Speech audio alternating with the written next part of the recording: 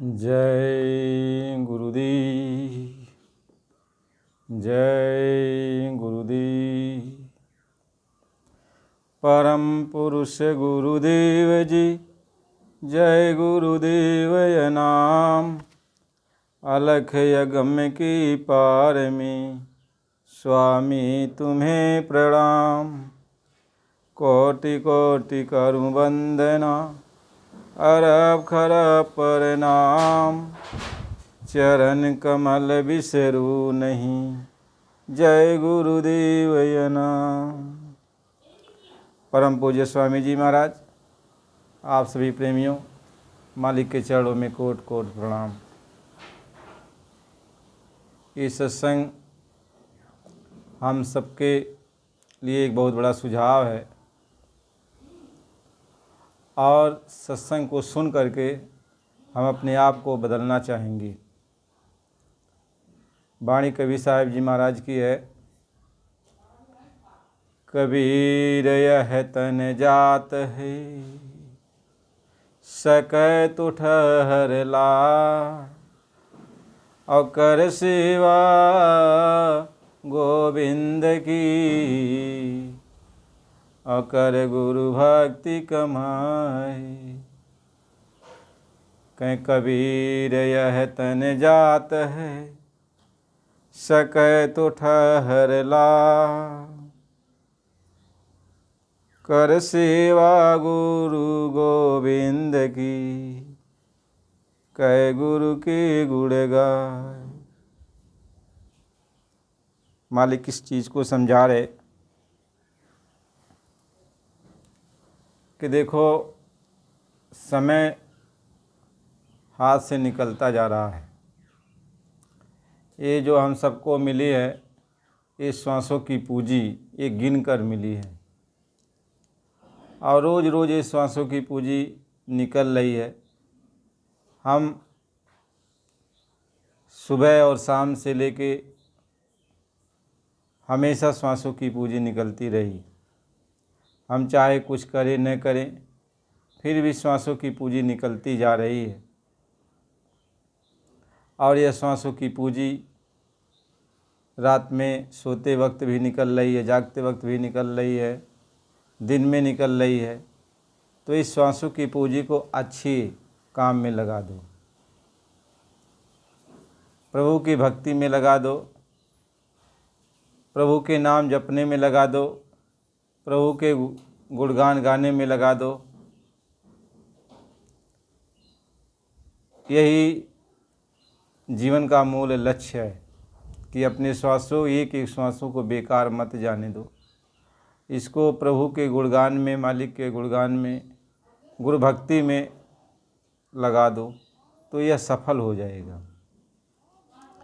नहीं तो ये श्वासों की पूंजी वाद विवाद में, लड़ाई झगड़े में, गाली गलौज में, और नाना प्रकार की चिंता में, और नाना प्रकार के अनर्गल कामों में तो निकल रहा है।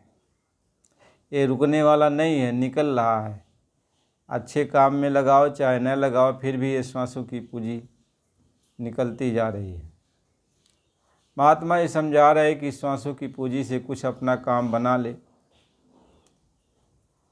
और नहीं तो ये श्वासों की पूंजी निकल जाएगी, फिर ये मानव जीवन बर्बाद हो जाएगा, बेकार हो जाएगा। और जब मानव जीवन बेकार हो गया तो फिर आपकी कोई सुनने वाला नहीं। आप ऐसी जगह जाओगे कि वहाँ आपकी कोई पुकार नहीं सुन सकता, आपका कोई हमदर्दी नहीं होगा। बस वहाँ आपके कर्मों का खेल होता है।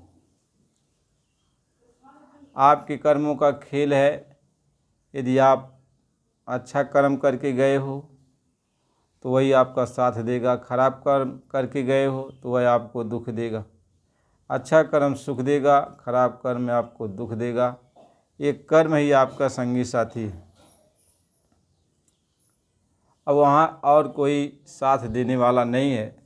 इसलिए महात्मा ये समझा रहे, तू प्रभु का गुणगान गा ले, गुरु का गुणगान गा ले अपने जीवन में, ताकि गुरु का गुणगान गाते गाते गुरु तुम्हारे अंदर बस जाए, प्रभु तुम्हारे अंदर बस जाए, और जब तुम यहाँ से चलो तो प्रभु गुरु तुम्हारे साथ चले।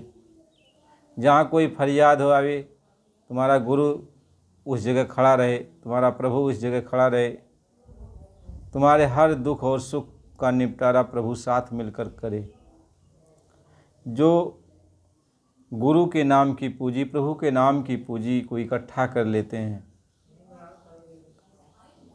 वहाँ वो यहाँ पर भी मंगल सिर आते हैं, और यहाँ से जब चलते हैं तब भी मंगल से चलते हैं। कहीं मंगल भवन अमंगलहारी, द्रवई सुदशरथ अजीर बिहारी। उनके लिए हर जगह मंगल ही मंगल है, हर जगह मंगल ही मंगल है। कहें महात्मा ये कहते हैं कि भाव कुभाव अनग आलसऊँ, नाम जपत मंगल दिश दसऊँ। चाहे भाव में जपो या कुभाव में जपो, यानी आपका भाव बना है तब जप रहे हो, या भाव नहीं बना है फिर भी बिना भाव की जप रहे हो तो भी कहें घेऊ के लड्डू टेढ़ो मेढ़।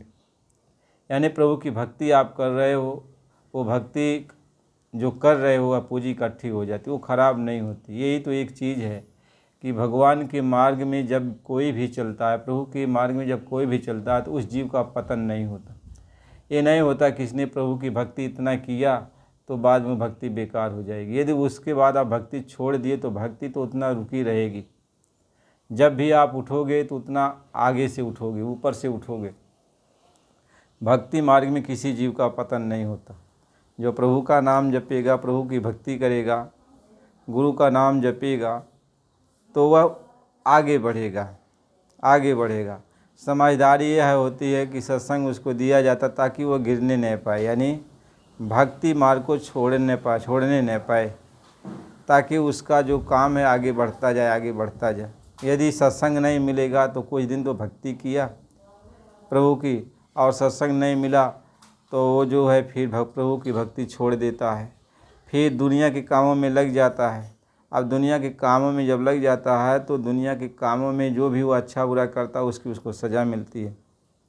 जब सज़ा भोग लेता है तो उसका जब फिर शुरुआत होता है तो उसी भक्ति मार्ग से होता है, यानी जहाँ उसकी भक्ति बंद हुई है वहीं से फिर स्टार्टिंग होती है। महात्मा ये समझाते हैं कि सत्संग बहुत ही जीव को संभालता है। यदि सत्संग नहीं मिलेगा तो जीव गिर जाएगा। इसलिए सभी महात्माओं ने जोर देकर कहा कि सत्संग करना चाहिए। अब अच्छी बात आपको सुनना है, कोई भी सज्जन आपको सुनाए अच्छी बात, मालिक की बात, भगवान की चर्चा, भगवान की कथा, अपने प्रभु के बारे में कोई भी सुनाए, आपको सुनना चाहिए। यदि इंसान कहीं जा रहा है, कोई भी आदमी यदि उसके घर का चर्चा कर रहा हो, कहीं आप मान लीजिए रास्ते में जा रहे हो, 2-4 लोग इकट्ठा हैं और आपके परिवार के बारे में कोई कुछ चर्चा कर रहा है, या आप ही के बारे में कोई कुछ चर्चा कर रहा है, वो आदमी भले नहीं आपको जानता लेकिन चर्चा कर रहा है, तो वहाँ आप रुक जाओगे, सुनोगे कि ये क्या चर्चा कर रहा है, क्या चर्चा कर रहा है। आगे बढ़ गए, यदि आपके परिवार के बारे में कोई चर्चा कर रहा है, कोई बात को कर रहा, तो आप वहाँ रुक जाओगे। महात्मा ये समझाते हैं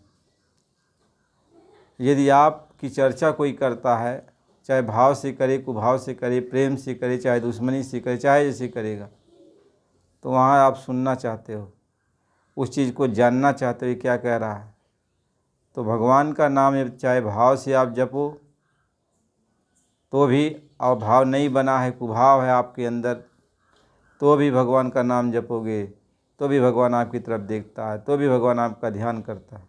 बड़े बड़े भक्त हुए जो कुभाव से भगवान की भक्ति किए, उनके अंदर शुद्ध भाव नहीं था, दूसरे के प्रति जो है उनके अंदर दूसरा भाव था, फिर भी भगवान ने उनके ऊपर कृपा किया। जो कुछ भी उन्होंने कहा भगवान ने किया। अंत समय में कितना बड़ा वो जो है अपने आप को मतलब कुभाव में ले गया, लेकिन अंत समय भगवान ने उसका उद्धार कर दिया। तो नाम का ये प्रभाव है कि नाम जपत मंगल दिशि दसऊँ, तो नाम मिल गया, नाम जाप करोगे तो भगवान देर सवेर आपका कल्याण कर देंगे। नाम कहीं पर भी आप जप रहे हो, भगवान का गुणगान कर रहे हो, भगवान तो सब जगह व्याप्त है, कोई जगह तो खाली नहीं है, सब जगह भगवान ही तो है। भगवान को हाजिर नाजिर जब समझोगे सब जगह, परमात्मा को हर जगह हाजिर नाजिर समझोगे, तो भगवान भी ये समझता है कि हमको समझ गया कि हम सभी जगह हैं। तो जो कोई ये बात करता है तो ये सोच कर करता है कि भगवान मेरी बात को सुन रहा है। कोई प्रार्थना करता है मंदिर में जा कर के, तो वह भरोसा करके करता है कि मेरी प्रार्थना भगवान सुन रहा है। तब वो विरह तड़प से रो करके भगवान से प्रार्थना करता है और सोचता है, उसके अंदर भरोसा हो जाता है कि मेरी पुकार भगवान सुन रहा है। आप घर में बैठ कर के भगवान की मूर्त के सामने आप पूजा करते हो तो ये भरोसा करके करते हो कि भगवान मेरी बात को सुनेगा, सुन रहा है मेरी बात को, भगवान मेरी पूजा को स्वीकार कर रहा है। यानी आपको ये भरोसा है। जब आपके अंदर जितना भरोसा होता जाता है, जितना प्रभु के प्रति विश्वास होता जाता है, भगवान उतना ही आपके करीब होता जाता है। भगवान ये कहा था तुम मेरे ऊपर भरोसा करोगे, विश्वास करोगे तो वास्तव में मैं सब जगह हूँ, सब जगह व्याप्त हूँ, लेकिन यह लोगों को अनुभव नहीं होता है। जब लोगों को इस चीज़ का अनुभव होने लगे कि हाँ वास्तव में सचमुच भगवान सब जगह है, तो एक तरह का उसके अंदर भय आएगा। जैसे कोई आपके सामने आपका कोई गार्जियन खड़ा हो, तो गार्जियन खड़ा हो तो अच्छा काम तो आप करोगे ही, लेकिन ख़राब काम यदि करने के लिए जाओगे तो एकदम भय उत्पन्न हो जाएगा कि नहीं मेरा गार्जियन तो मेरे साथ में है, यदि मेरे अंदर कोई बात आएगी मेरा गार्जियन क्या कहेगा मुझको। तो अपने बड़े बुजुर्गों का, अपने बड़े लोगों का आप सम्मान करते हो। ऐसे ही जब आपके अंदर भाव आ जाएगा तो आप सोचोगे भगवान मेरे पास है, मेरे साथ है। भगवान कोई नहीं देख रहा तो भगवान तो देख रहा है, कोई नहीं समझ पा रहा है मेरी बात को तो भगवान तो समझ रहा है, वो तो घट घट वासी अंतर्यामी। महात्मा ये समझाते हैं तो वह जीव भय उत्पन्न, उसके अंदर भय आ जाता। भय का मतलब होता है नहीं वो डरता है, भय का मतलब कदर भगवान की हो जाती है, इज्जत हो जाती है। इसलिए कहा साँच बिना सुमिरन नहीं, बिनु भय भक्तिन हो, पारस में पर्दा रहे लोहा केस कंचन हो। कहते हैं कि जब भय आता है सचमुच कदर आ जाती है भगवान की, भाव बन जाता है तो भक्ति प्रारंभ हो जाती है। जब भक्ति प्रारंभ हो जाती है तो भक्ति ही प्रेम उत्पन्न करता है, भक्ति ही भाव बनाता है, भक्ति ही श्रद्धा जगह आ जाती है। जब भक्ति आ गई, भगवान के प्रति विश्वास हो गया, भरोसा हो गया तो श्रद्धा जाग जाती है। अब मालिक के प्रति जब श्रद्धा जाग गई, भरोसा जाग गया तो अब कहीं बैठ कर के मालिक का याद कर रहे हो। कहीं कोई दिक्कत आ गई, परेशानी आ जाती है तो आप वहीं बैठ कर मालिक को याद करते हो, मालिक मेरी हर परेशानी को आप दूर कर दो, हल कर दो मालिक, मैं इतना कष्ट में हूँ, तकलीफ़ में हूँ। तो उसको भरोसा हो जाता है भगवान के प्रति। तो सब जगह, कहीं किसी भी जगह, नहीं कोई जगह है मंदिर नहीं उसको मिल रहा है, नहीं कोई धर्म स्थान मिल रहा, तो वो जहाँ पर है वहीं बैठ कर के जो है वहीं मालिक को याद करने लगता है, क्योंकि वो जानता है मालिक सब जगह है। वहीं बैठ कर के याद करता है और अपनी बात मालिक से कहता है, उसको भरोसा हो जाता है मेरी बात मालिक सुन रहा है। तो मालिक तो इस बात को समझाता है, बस तुम्हारे अंदर, भक्त के अंदर जब भरोसा आ जाता है, विश्वास आ जाता है मेरे प्रति, तो मैं उसके करीब में आने लगता हूँ, क्योंकि मैं किसी का भरोसा तोड़ता नहीं हूँ। भगवान ये कहते हैं कि मैं अपने भक्तों का भरोसा कभी तोड़ता नहीं, क्योंकि भरोसा ही एक उसकी बाँध है, आशा ही उसकी एक बाँध है, धीरज उसकी एक बाँध है। जब धैर्य उसके अंदर यानी भरोसा आ जाता है तो धैर्य है उसके अंदर, भगवान के प्रति भरोसा है, तो भगवान यही कहता मैं भरोसा नहीं तोड़ता, मैं उसके भरोसा को कायम करता हूँ। वह मेरे प्रति जो भरोसा किया है तो उसके काम को मैं पूरा करता हूँ। भगवान यही कहते हैं, इसलिए कहें भरोसो चरण कमल का तोरे। कहते हैं मालिक तुम्हारे चरण कमल का मुझको भरोसा है, तुम्हारा भरोसा है, तुम्हारे भरोसे मैं ये काम कर रहा हूँ। कोई काम आज इंसान करता है, करने के लिए जाता है, यदि उसके अंदर श्रद्धा है भगवान के प्रति तो भगवान का नाम लेता है, भगवान को याद करता है और कहता है मालिक आप रक्षा करना, मैं आपके भरोसे ये काम कर रहा हूँ, मैं इस काम को करने के लिए जा रहा हूँ तो आपके भरोसे जा रहा हूँ। तो भरोसा नहीं तोड़ता, विश्वास उसके अंदर हो जाता है। इसलिए भगवान ये कहता है कि भक्त के अंदर पहले विश्वास जरूरी है, दृढ़ता जरूरी है। जब भक्त के अंदर दृढ़ता आ जाती है, भरोसा आ जाता है, विश्वास आ जाता है तो उसके काम आसान हो जाते हैं। जो भी काम वो करेगा तो आसान हो जाता है, क्योंकि ये संसार ही भरोसे पर टिका हुआ, विश्वास पर ही टिका हुआ, संकल्प पर ही टिका हुआ है। यह संसार जो भी टिका है मालिक की शब्द पर टिका हुआ, मालिक के आवाज़ पर टिका हुआ, मालिक के भरोसे पर टिका हुआ, मालिक के संकल्प पर टिका हुआ। यानी कुछ भी कहो लेकिन ये विश्वास है। यदि मालिक कहता है कि मैंने अपने विश्वास पर, अपने आवाज़ पर जब इस संसार को बनाया है, the word is God, God is word, शब्द ही वह परमात्मा है, परमात्मा ही वह शब्द है। जब वह परमात्मा शब्द रूप में पूरे जहान की रचना किया, शब्द स्वरूप में सब जगह जाके बस गया, खंड ब्रह्मांड की रचना किया, सब कुछ उस परमात्मा ने बनाया। तो मालिक कहता मैंने अपने, मुझे भरोसा है कि मैं अपनी आवाज़ पे सब कुछ बना सकता हूँ, तो बना दिया, तो तुम मेरे ऊपर भरोसा कर। कहें जो जड़ को करहीं चैतन्य, चैतन्य को करहीं जड़, ऐसे समर्थ रघुनाथ को भजहि जीवते धन्य। कहते हैं जो जड़ को भी चेतन कर देता है, चेतन को भी जड़ बना देगा, जो इस तरह की सब विधि समर्थ है, उस पर भरोसा करो, विश्वास करो और अपने काम में लग जाओ। हर काम मालिक को सुपुर्द करके करो कि मालिक मैं आपके भरोसे इस काम को कर रहा हूँ। क्योंकि यहाँ जानते हो इस संसार में जब आप आ गए हो तो आप अपने कर्म को लेके आए हो, प्रारब्ध को लेके आए हो। प्रारब्ध का मतलब ये होता है पूंजी। जैसे कोई बाहर जाता है, संसार में हर लोग बाहर जाते हैं, कमाने के लिए जाते हैं, व्यापार करने के लिए जाते हैं, तो पूंजी लेके जाते हैं। पूंजी लेके जाते हैं कि पूंजी लेके जा रहा हूँ, इसी पूंजी से मैं वहाँ जाकर कुछ धंधा करूँगा, रहने की व्यवस्था बनाऊँगा, तो उस पूंजी को संभाल कर लेके जाते हैं। भगवान ये कहते हैं कि जब मैंने तुमको इस संसार में भेजा तो प्रारब्ध की तुमको पूंजी दिया है, श्वासों की भी पूंजी दिया और तुम्हें जो है धन भी दिया प्रारब्ध का, कि पहले तुमने जो कुछ भी अच्छा बुरा किया था, जो धन इकट्ठा तुमने करके रखा था, उसमें से थोड़ा अच्छा थोड़ा खराब मैंने दोनों धन तुमको दिया, एक खट्टा फल एक मीठा फल। ये दोनों फल दिया है तुमको कि यह दोनों फल लेके जाओ, दिया है, समय पर तुमको दोनों फल खाना है। यानी ये जो श्वासों की पूंजी मैंने तुमको दी है, और जब तक ये श्वासों की पूंजी रहेगी और उतना समय तक मैंने ये फल तुमको दिया है, ये खाते रहोगे। सुख का फल और दुख का फल, अच्छा फल और ख़राब फल तुमको मैं दे कर भेज रहा हूँ।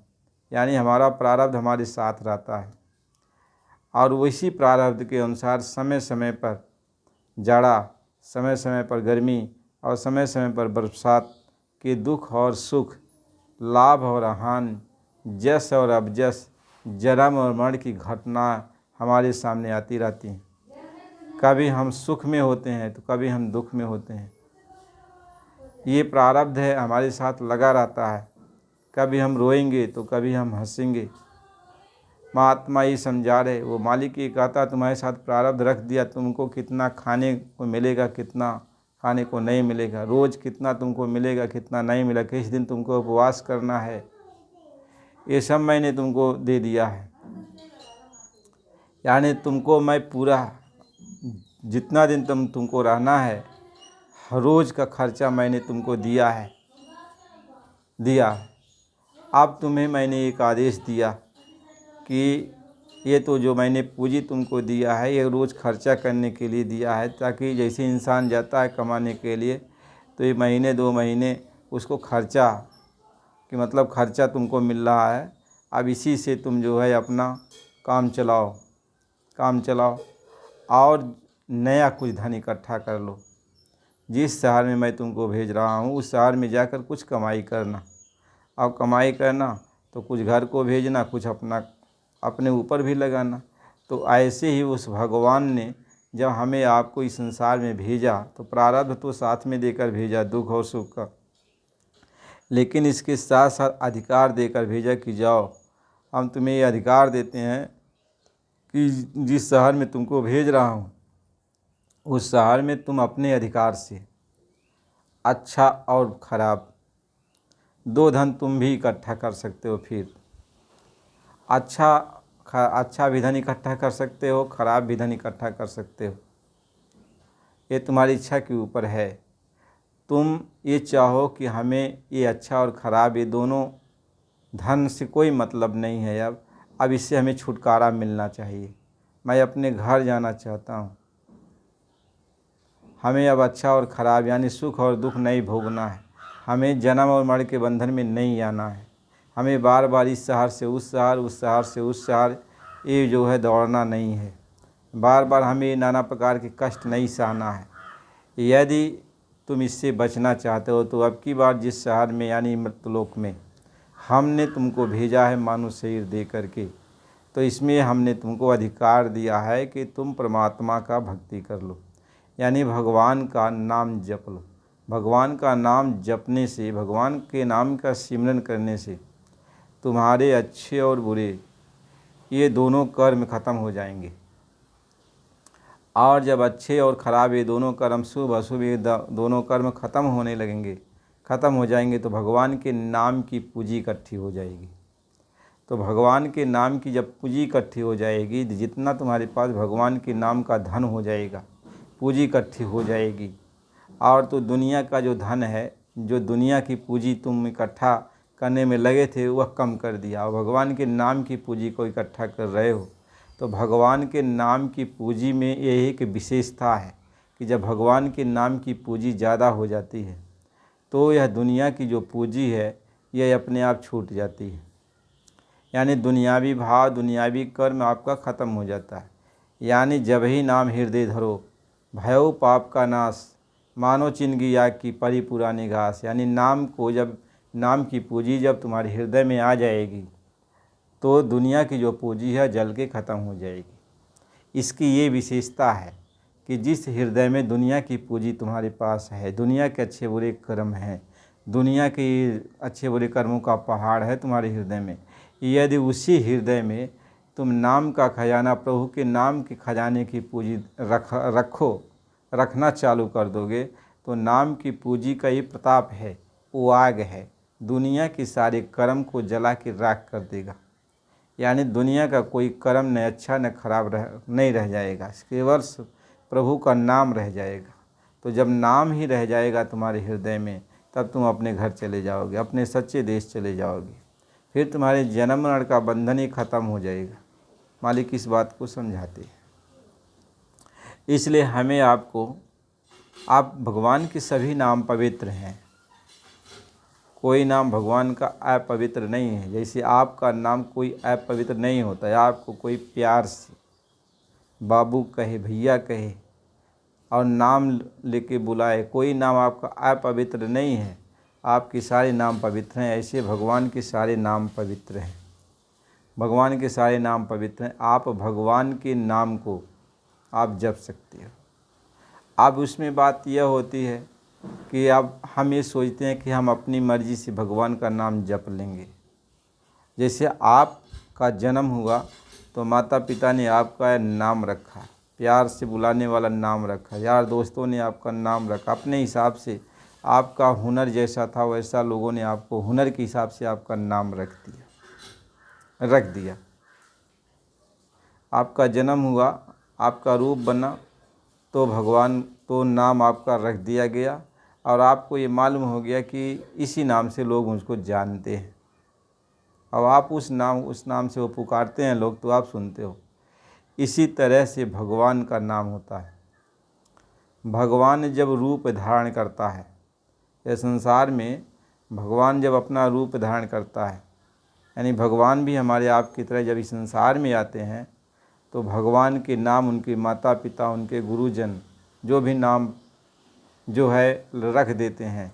जैसे भगवान आए तो राम, उनका नाम रख दिया लोगों ने, रघुनाथ रख दिया। भगवान राम का नाम अपने अपने हिसाब से लोगों ने उस समय रखा। तो भगवान जब आए इस धरती पर, तो जो भी उनके नाम को पुकार, जैसे भगवान ने रावण को मार दिया, तो लोगों ने अरिमर्दन, रावण को मारने, भगवान ने राम को मार दिया, रावण को मार दिया, तो उस पर विजय भगवान राम ने प्राप्त कर लिया। जैसे अपने अपने भाव से लोग जो है भगवान का कोई भी नाम रखते चले गए। भगवान को मालूम था सब लोग मेरा नाम रखते चले गए, तो जो भी नाम से लोगों ने भगवान को पुकारा, तो भगवान ने जो है उसी रूप से उसको दर्शन दिया। आज आप उसी नाम से आप पुकारोगे भगवान के नाम को, जो पहले भगवान ने रूप धारण किया था, तो भगवान आपके पास यदि आएगा भी तो उस रूप में तो आएगा नहीं, क्योंकि भगवान ने उस रूप का त्याग कर दिया। यानी जिस रूप को वो लेके आए थे उस रूप का भगवान ने त्याग कर दिया। आप उसी रूप को, आप भगवान के उसी रूप को पुकार रहे हो, तो भगवान उस रूप में आएंगे नहीं। यदि आपके पास वो आएंगे तो आप उनको पहचानोगे नहीं, क्योंकि भगवान तो सब जगह है। आप बुला रहे हैं तो आप वो सुन रहे हैं, लेकिन आपके सामने वो आएंगे तो आप उनको कैसे पहचानोगे? नहीं पहचान सकते हो। मालिक इसी बात को समझाते हैं कि जब वो मालिक प्रकट रहता है, यहाँ पर मौजूद रहता है, तो जो भी नाम लोग भक्त पुकारते हैं, हर नाम से वह भगवान जो है वो सबकी मदद करता है। लेकिन जब भगवान अपने काम को पूरा करके चले जाते हैं तो उस नाम को यदि हम पुकारते हैं तो भगवान तो सुनता है, क्योंकि वो अंतर्यामी है। लेकिन वह रूप से आपके सामने नहीं आता है। तो आपके सामने यदि आ भी जाता है कोई न कोई रूप धारण करके, कोई न कोई रूप धारण करके आपके पास आ जाता है, तो आप उसको पहचान नहीं पाते। मान लीजिए आपके बगल का ही रूप धारण करके वो आ गया, पूछा कि क्या परेशानी है, क्या बात है, आप संकोच बस उससे नहीं कुछ कहोगे। पुकारे तो, लेकिन वह भगवान किसी न किसी का रूप धारण करके आ गया, क्षण भर में रूप बना लिया, आ गया आपके पास, तो आप पहचानोगे उसको। वह सामने आकर भी, मालिक सामने आता भी है, फिर भी आप नहीं पहचान सकते। तो आप इसलिए महात्मा ये समझाते हैं, तो भगवान जैसे कृष्ण आए, जब आए तो उनका बहुत नाम रखा गया, उस नाम से लोगों ने पुकारा भगवान को, तो भगवान ने सुना। लेकिन आज भगवान कृष्ण को लोग पुकारते हैं तो भगवान तो आते हैं, लेकिन उस रूप में नहीं आते, अनेक रूप धारण करते हैं। जैसे मानव का रूप बना के आते हैं, चाहे आपके सामने बच्चे का रूप बना के चले आवें, चाहे आपके सामने किसी बुजुर्ग का रूप बना के चले आवें, आते हैं। आप पुकारते तो आते हैं, लेकिन जब हम पहचान नहीं पाते, उनसे अपना मुख फेर लेते हैं, अपनी बात उनसे कहते नहीं। इसलिए भगवान ये कहते हैं, तुम मेरे नाम का तो जाप करते हो, मैं तेरे पास आता हूँ, फिर भी तुम मुझे पहचान नहीं पाते। तो जितना मुझे मदद करना है मैं अप्रत्यक्ष रूप से तो करता हूँ, लेकिन तुम्हें उतने में संतुष्टि नहीं होती है। तो भगवान का नाम भी है जो अस्थाई है, जो कभी बदलता नहीं है। ये सब नाम तो बदल जाते हैं, रूप के साथ बदल जाते हैं। जैसे रूप भगवान ने अपना जो है, जब यहाँ से अपना रूप धारण किया, फिर भगवान चले गए तो रूप खत्म हो गया। लेकिन जो उनका रूप अस्थाई रूप में है, वो अपने स्थान पर जहाँ पर बैठे उनका अस्थाई रूप है। भगवान का जो रूप है वो अस्थाई है। उस अस्थाई रूप को पाने के लिए, उस अस्थाई नाम को जानने के लिए, यानी किसी युग में हम रहें, किसी युग में रहें और हमें भगवान को प्राप्त करना है, तो हमें अस्थाई नाम की ज़रूरत पड़ती है। क्योंकि भगवान उस युग में यदि आ भी गए, प्रगट रूप में आ गए, राजा महाराजा के यहाँ बन करके या किसी गरीब के यहाँ बन करके आ भी गए, तो पूरा जीवन ऐसे आपका बीत जाएगा। वो अच्छे अच्छे काम करेंगे तो आप पहचान, वो तो चले जाने के बाद लोग पहचानते हैं। लोग कहते हैं कि तो भगवान थे, चले जाने के बाद। तो चले जाने के बाद जब कहते हैं तो फिर उससे कुछ होता नहीं है। इसलिए महात्मा ये समझाते हैं कि चाहे भगवान इस धरती पर मौजूद है प्रकट रूप में, चाहे नहीं है, फिर भी यदि आप भगवान की भक्ति करना चाहते हो तो आपको भगवान के सच्चे नाम की, यानी जो नाम कभी बदलता नहीं है, भगवान के सच्चे स्वरूप का, जो रूप उनका कभी बदलता नहीं है, इसका भेद आपको जानना पड़ेगा। यह भेद आपको जानना पड़ेगा, इसकी जानकारी आपको लेना पड़ेगा। ये जानकारी आपको संतों के द्वारा मिलता है, यानी जो भगवान से मिले होते हैं, जो भगवान के पास आते जाते हैं और भगवान का ही रूप होते हैं, भगवान का ही संदेश लेके आते हैं। एक माने में वो भगवान ही होते हैं, वो ही भगवान का नाम बताते हैं, वही भगवान का रूप बताते हैं, वही कहते हैं ये भगवान का नाम है, ये भगवान का रूप है। इस रूप का तुम ख्याल करना और इसी नाम का तुम जाप करना। ये नाम से भगवान सुनेगा, भगवान आपकी मदद करेगा। यह नाम भगवान का हमेशा तुम्हारे अंदर है और भगवान का रूप भी हमेशा तुम्हारे अंदर है। अपने जब भगवान के लोक में पहुँचोगे तब भी यही रूप भगवान का होगा, यही नाम भगवान का, एक कभी नहीं कहें। इसलिए महात्मा लिखते हैं कि चहु जुग चहु सूत्र नाम प्रभाव और कल विशेष नहीं आनु पाओ। यानी चारों युगों में, चारों श्रुतियों, पुराणों, उपनिषदों, ग्रंथों में, यानी सब जगह ये भगवान के नाम की महिमा कही गई। यानी चारों युगों में भगवान के नाम की महिमा, वो नाम अस्थाई नाम है। इसलिए वो नाम जो है बिना गुरु के कोई पाता नहीं है। उस नाम को बिना गुरु के कोई पाता नहीं, और भी पूरा गुरु होना चाहिए। यानी जो भगवान से मिला हो, भगवान को जाना हो, भगवान का दर्शन किया हो, ऐसे संत सद्गुरु को पूरा संत सद्गुरु कहते हैं, पूरा गुरु कहते हैं। ऐसा गुरु जब मिल जाता है तो भगवान के सच्चे नाम का वो भेद बताता है, भगवान के सच्चे स्वरूप का वो भेद बताता है। और वो कहता है कि भगवान की इस नाम को जपोगे तो भगवान आपकी मदद करेगा, या भगवान के इस रूप का आप ख्याल करोगे तो भगवान आपकी मदद करेगा। इसमें जरा भी शंका मत करना, जरा सा भी संशय नहीं है। तो भगवान के उस रूप का वो ख्याल करते हैं, भगवान के उस नाम का वो जाप करते हैं। तब वो गुरु की बात को मान करके और जैसा गुरु बताते हैं वैसा वो नाम जपते हैं, वैसा ध्यान करते हैं, वैसा वो भजन करते हैं। क्योंकि भगवान यदि आपके सामने आज ही मान लो भगवान आ गए हों, प्रकट रूप में भगवान आ गए और अपना वो काम करने, लेकिन आप नहीं पहचानोगे, नहीं पहचानोगे। राजा दशरथ के यहाँ भगवान राम आए, फिर भी कोई पहचान नहीं पाया। कृष्ण भगवान आए, फिर भी कोई पहचान नहीं। वो तो उनके काम अलौकिक तो होते हैं, दुनिया जो है उनके काम को देखकर दंग तो हो जाती है, लेकिन भगवान मानना स्वीकार नहीं करती।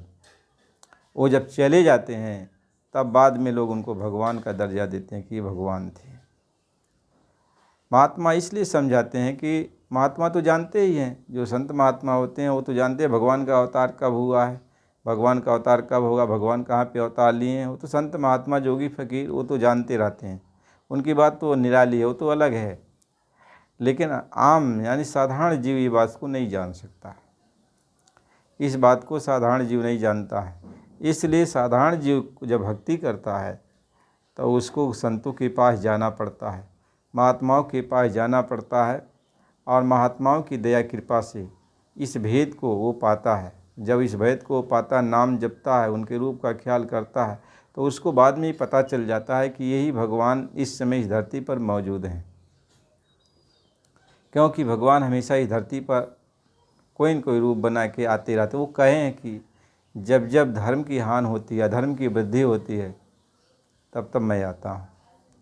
जुगों जुगों में आया हूँ, हर समय आया हूँ, और जब मेरे भक्त के ऊपर ज़्यादा कोई कष्ट देता है तब मैं वैसे आ जाता हूँ। तो उसमें युग की बात नहीं होती। तब प्रबल प्रेम जब हो जाता है, मेरे भक्त कोई सताने लगता है, तो भगवान अकस्मात चले जाते हैं और इस चीज़ का निपटारा करके चले जाते हैं। कैसे हैं, प्रहलाद को कष्ट आ गया तो भगवान आ गए और कष्ट का निवारण करके भगवान चले गए। ऐसे कुछ काम भगवान तो तत्काल करते हैं, अपने भक्तों के लिए तत्काल कर देते हैं। लेकिन आप ये सोचो कि ये जो है वो भगवान के नाम का जाप, भगवान के नाम का वो जाप प्रहलाद जी ऐसे थोड़ी कर रहे थे। प्रहलाद जी का भी कोई गुरु था न, उनके गुरु तो नारद जी थे, जो भगवान के पास आते जाते थे, भगवान के रूप को जानते थे, भगवान के नाम को जानते थे, किस नाम से भगवान खुश होंगे। तो उनको बताया प्रहलाद जी को, तो प्रहलाद जी को बताया तो उस नाम का वो जाप करते थे, और जाप करते थे वो तो रूप भी बताया था तो उसका ख्याल करते तो उनके हृदय में भगवान का स्वरूप बसने लगता था। ऐसे ध्रुव जी को तो बताया था नारद जी ने, भगवान का रूप भी बताया था, भगवान के नाम का जाप करने की विधि बताई थी। तो जिस नाम का जाप करने की विधि बताई उन्होंने किया, भगवान को उन्होंने प्राप्त किया। तो गुरु जो भगवान के पास आता जाता है, ऐसा गुरु जब मिल जाता है तो भगवान का नाम भी बताएगा, भगवान का रूप भी बताएगा और भगवान की भक्ति की विधि भी बताएगा कि भगवान किस विधि से जल्दी प्रसन्न हो जाते हैं, किस तरह से जल्दी भगवान खुश हो जाते हैं, वो बात बताते हैं। इसलिए महात्मा ये समझाते हैं कि गुरु के बिना ज्ञान और ध्यान और भजन और भक्ति जो हम आप करते हैं, वह भजन भक्ति करते करते हम कभी छोड़ भी देते हैं, क्योंकि हमें समझ में नहीं आता हम इस भजन भाव भक्ति से आगे हमारी क्या उन्नत होगी क्या नहीं होगी, क्योंकि उसका फल हमें तत्काल में महसूस नहीं होता। यद्यपि भगवान का नाम जाने अनजाने जैसे भी आप जपो तो भी वह फलदायक ही होता है, लेकिन जब गुरु के द्वारा आप बताए हुए नाम का जाप करोगे तब आपको एक दृढ़ता हो जाती है, भरोसा हो जाता है, विश्वास हो जाता है। उस विश्वास को कोई डिगा नहीं सकता, उस विश्वास को कोई ख़त्म नहीं कर सकता है।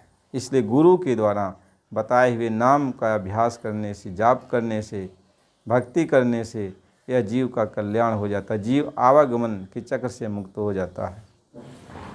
इसलिए यह श्वासों की जो पूंजी मिली है सबको भगवान ने यही कहा, तुम गुरु का अपनी श्वासों की पूंजी को तुम भगवान के गुणगान में, गुरु के गुणगान में तुम लगा दो, ताकि यह जीवन तुम्हारा सफल हो जाए। यही महापुरुष कबीर साहिब जी भी कहते हैं, सभी महात्मा भी इसी बात को कहते हैं। इसलिए प्रेमी भाई बहनों, मालिक की कृपा दया से जो कुछ भी सत्संग आपको थोड़ा बहुत मिला आप उसको सुने। हम नए प्रेमियों से अपने प्रार्थना करते हैं कि यदि आप अभी तक नए आए हो, चैनल को सब्सक्राइब नहीं किए हो तो चैनल को सब्सक्राइब कर दीजिए, ताकि जो भी सत्संग जारी हो तो आपके पास पहुँचे, आप उसको सुनो। हम लोग तो गुरु भाई हैं, आपस में कोई छोटा बड़ा थोड़ी है, सब बराबर के हैं। इसलिए आप भी कुछ कह सकते हो, ऐसा नहीं है कि यहाँ कोई ज्ञानी वक्ता है, सब भगवान के ही प्रेमी हैं, भगवान के ही गुणगान सब लोग गाते हैं। तो हम ये प्रार्थना करते हैं कि आप लोग चैनल को सब्सक्राइब कीजिए और लाइक कीजिए और बराबर सत्संग को सुनिए। जय गुरुदेव।